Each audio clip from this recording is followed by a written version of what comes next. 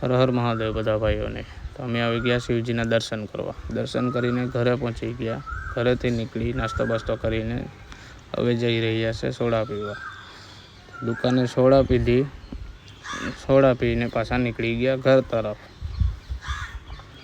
ઘરે પહોંચીને યાદ આવ્યું કે હવે તો દીવ જવાનું છે પાર્સલ લેવા. પાછા નીકળી ગયા દીવ પાર્સલ લેવા.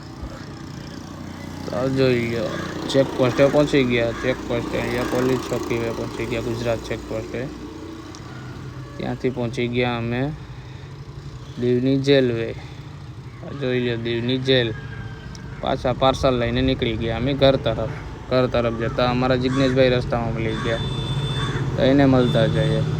એને મળીને નીકળી ગયા પાછા ઘર તરફ. ઘરે જઈએ જમી બમીને આરામ કર્યો. કંઈ કામ નહોતું તો ઘરે પહોંચી ગયા. તો ચલો ભાઈઓ બધાને ગુડ નાઇટ. અમારી ચેનલને લાઈક કરો, શેર કરો અને